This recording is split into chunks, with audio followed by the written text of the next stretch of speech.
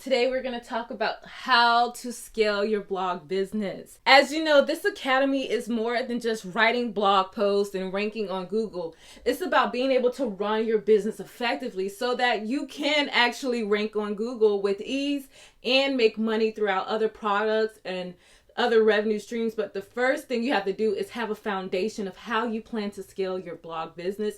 Or if you are currently blogging but you haven't been increasing your income in a while, you have kind of been stagnant, then this is definitely the module that you need to pay attention to. The first step that you want to do is that you want to create a blog post format for each type of blog. Below I will leave a list of references to different articles for you to look at so you can get the flow of what each format for each blog post will be. You want to think about listicles when you have those articles that are the 10 best tips for gardening or 10 best gardens in California. Those are what we call listicles. Then you have your reviews, which reviews can be your review of a hotel stay. It can be a review / comparison of two different items, say ConvertKit versus MailChimp, which is better. That's a title. That's a review / comparison type of article. Then you have your guides. It can be the ultimate guide to YouTube, the ultimate guide to blogging. Those type of guides are the in-depth articles that you find online that are basically like a book. They give you everything you need to know about a particular keyword or subject matter. And then you have the how-tos. How to tie a tie. That's a very popular search. How to clean your bathtub. Those are how-tos, and mostly how-tos will have step 1, step 2, step 3. So instead of a listicle, which will say, this is the best place to garden, location number 1, Los Angeles, California. On a how-to, instead of you saying number 1, Los Angeles, California, your how-to for, say, going back to our cleaning our tub example would be step 1, get cleaning products or choose the best cleaning products. So that's how you do the different ones. And when you have your listicles, when I say format, I basically mean you use this format when some writers come into your circle or when you are quickly writing an article yourself. You know that you have an introduction that is followed by 10 of the best something, 10 tips for this. And then you may have a section that you talk about the frequently asked questions. Then you may have another section that may be tips, and then you conclude it with a conclusion. Or maybe you say, I don't want my listicle to have all of that. I am just going to do introduction. Then I will use the 1, 2, 3, 4, 5 top 5 method listicle where you may say you have your intro. Then you have item 1, item 2, item 3, item 4, item 5, etc. And then you have your conclusion. So that may be the outline for that particular blog post for listicles. And you have your paragraphs in between. You're explaining the product or the tip. And that is your outline for your listicles. And for your reviews, you may do something where you have an intro. You talk about, so let's go back to the ConvertKit versus the MailChimp. You may do ConvertKit versus MailChimp. In the first section, you may talk about pricing. The second section, you may talk about features. But you can use the same blueprint for all of your review articles, especially if they are comparison articles. And then you have your guides. Your guides are basically will be a format based on research. So you can do an outline for guides, but basically your guide will be your intro. You may say, what is X? And then you fill the next, probably the next 7 sections of the article with the questions that people are asking for, the main keywords that is under this guide. So if we are doing the ultimate guide to vacationing in Florida, it may go to something such as, why do people love vacationing in Florida?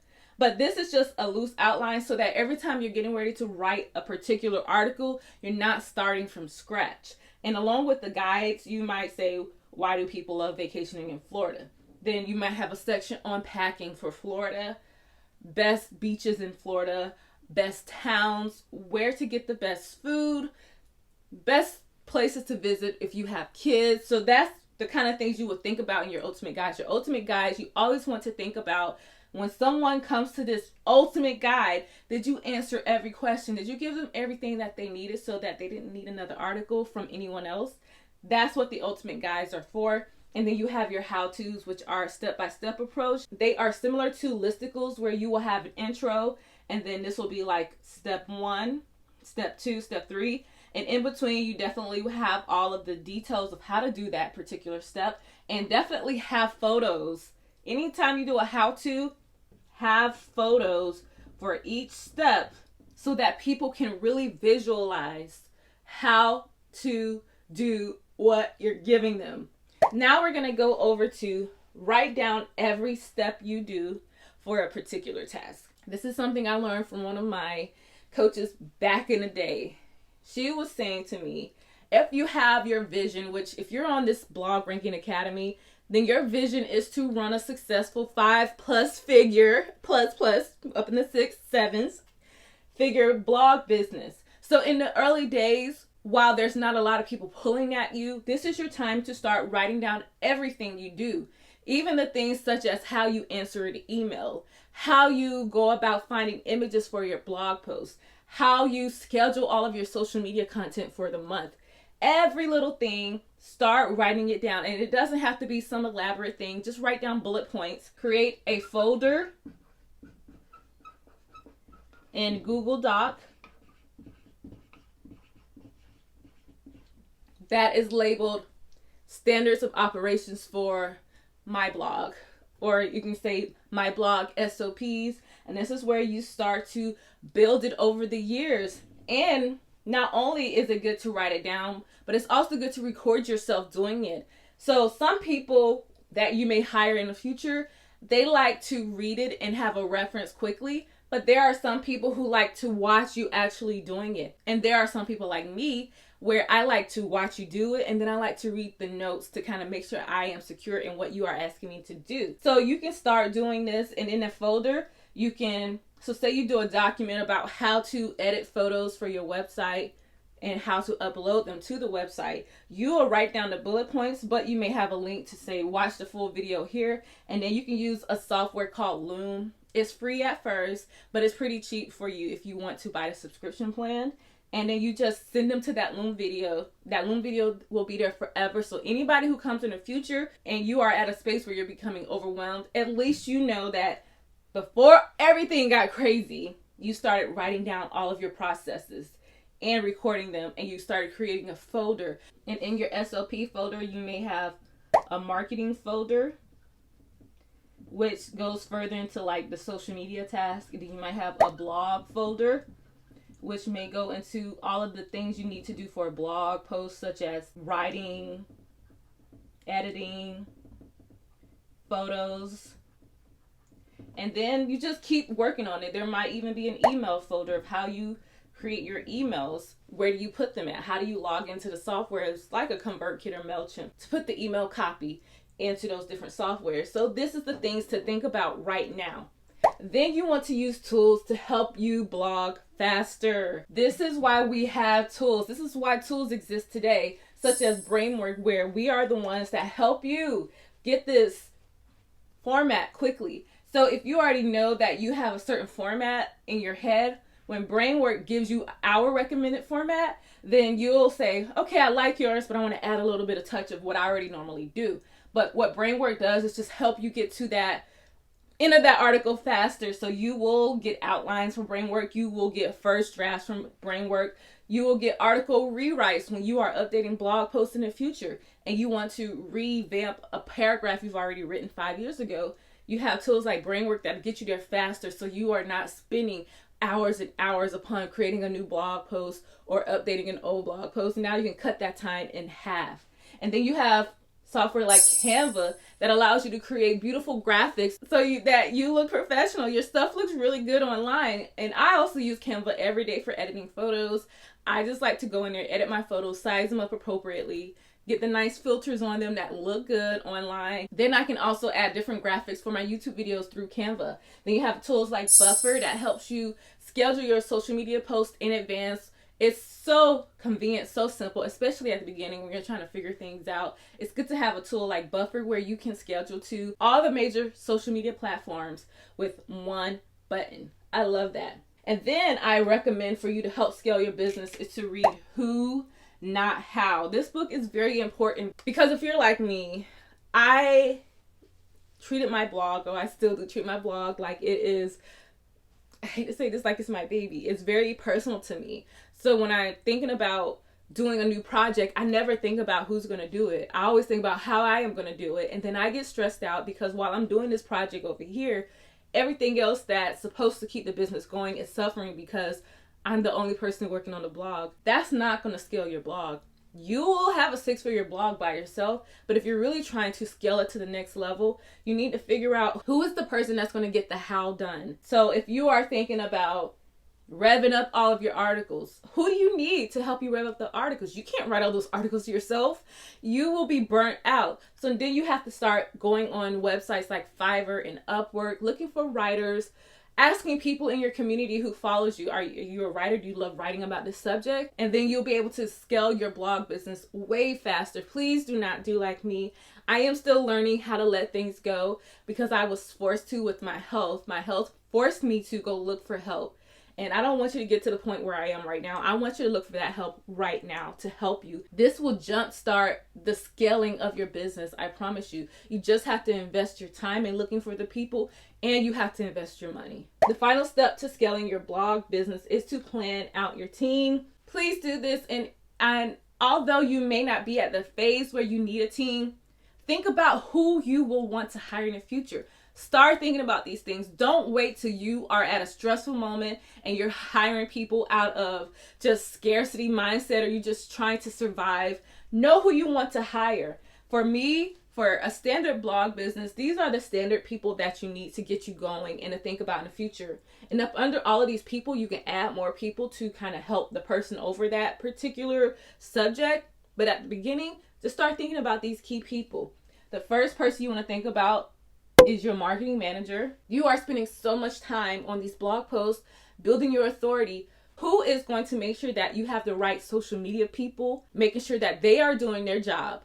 Think about that person, that marketing manager. They will be over all the marketing channels such as advertising, social media, email. If you want to use the podcasting as a way to market your blog posts in the future, your YouTube channel, all those things will come from your marketing manager.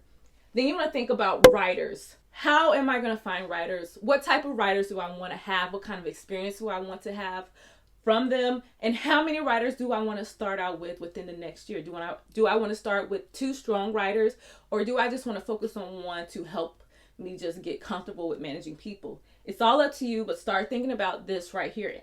Then you want to think about who will be your editors, because we always think about who's doing it right for us, but who will be editing all of those articles? Because at the beginning, you can edit it and you're so excited that you have another writer on your team that you can get more done. But then as you start to bring on more writers, the articles get backed up because it ends with you. When you make yourself the editor of your blog and everything else in your blog, they don't get out quickly. And I can attest to that because I have about 20 articles in draft mode for my theme park website, and I have to get my editors trained, because if I don't get them trained, then I lose the money that I invested into writers, because the articles are not for the public. The public does not see them, so I am not making any money. So I have to really focus on getting my editors trained so that the articles can get out there quickly. That's something you want to think about.